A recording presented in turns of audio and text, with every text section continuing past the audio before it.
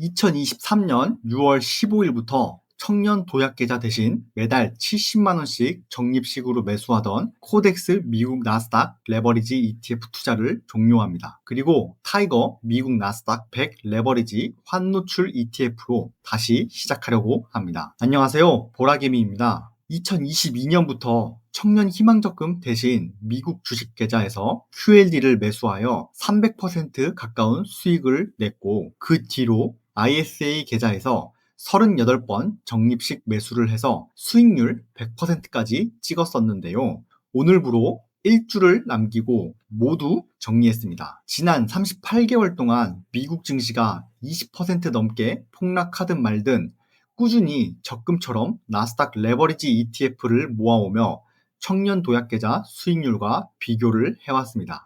그런데 이미 몇 달 전 수익률 100%를 달성하며 10% 넘는 적금을 가입하더라도 제대로 된 미국 주식 투자 수익률을 넘길 수 없다는 것을 어느 정도 증명해 본 것 같습니다. 그동안 많은 분들과 멤버십에서 적립식 투자에 대한 내용을 나누며 하락장에서 수익률이 50% 이상 날아가는 것도 경험했고, 다시 시장이 회복되며 달콤한 수익으로 돌아오는 것도 여러 차례 경험했는데, 결국 미국 지수 ETF 투자는 끝까지 버티는 사람이 승자라는 것을 알게 해주는 것 같았습니다. 그리고 지금까지 수많은 종목에 투자를 하면서 돈을 벌기도 했고 잃어도 봤는데, 투자하면서 가장 마음 편하게 할 수 있는 나스닥 레버리지 ETF로 10억을 넘어 100억까지 불려가야겠다는 확신을 얻었습니다. 갑자기 잘 하고 있던 투자를 왜 멈추는지 궁금해 하시는 분들도 있을 건데요. 지금까지 잘 모으고 있던 나스닥 레버리지 ETF를 매도하는 이유는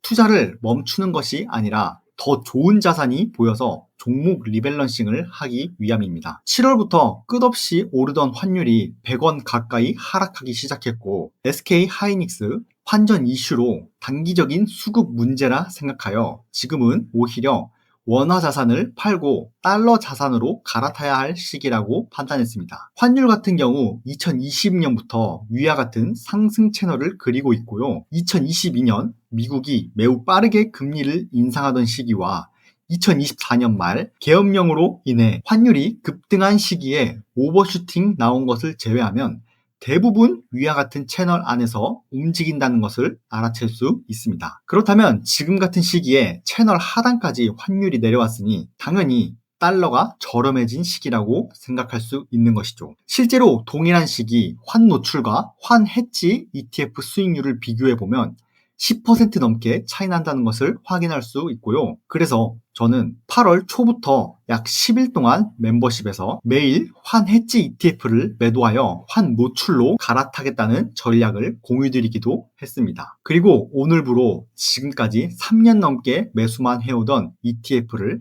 한 주 빼고 모두 매도했네요. 그동안의 매수 기록을 보니 정말 열심히 분할 매수했던 것 같습니다. 이렇게 시장이 상승하는 동안에도 꾸준히 적립식 투자를 했음에도 불구하고 100% 가까운 수익률이 나왔다는 것은 나스닥 지수와 레버리지 투자 덕분이었던 것이고요. 한 번에 주식을 다 팔지 않고 갈아타지 않았던 이유는 혹시라도 환율이 1,400원을 깨고 1,300원까지 내려갈 가능성을 열어두었기 때문입니다. 그런데 계속 1,400원을 지켜주는 것으로 보아 이번 환율의 저점은 여기가 마지노선이 아닐까 싶습니다. 청년 도약계좌 대신 매달 70만원씩 나스닥 레버리지를 총 38번 매수해서 원금은 2,660만원 정도가 됩니다. 최고점에서 모든 ETF를 팔았으면 수익금이 2,600만원을 넘었을 텐데요. 미국 지수가 조정받는 시기와 환율이 하락하는 시기가 겹쳐서 어쩔 수 없이 수익금이 줄어든 상태로 매도할 수밖에 없었습니다. 또한 중간 상승장에 일부는 매도했다가 재매수한 것 때문에 수익률이 낮게 보이는데 총 수익률로 치자면 80%가 넘는 수익률입니다. 그럼에도 불구하고 지금 환율 하락은 일시적인 수급 문제라고 생각하기 때문에 향후에 다시 수요와 공급 문제가 해결된다면 이후에는 주가와 환율이 같이 올라갈 것을 기대해 볼 수 있을 것이라고 생각합니다. 그래서 환해지 ETF를 매도하는 족족 모두 환노출 ETF로 갈아탔고요.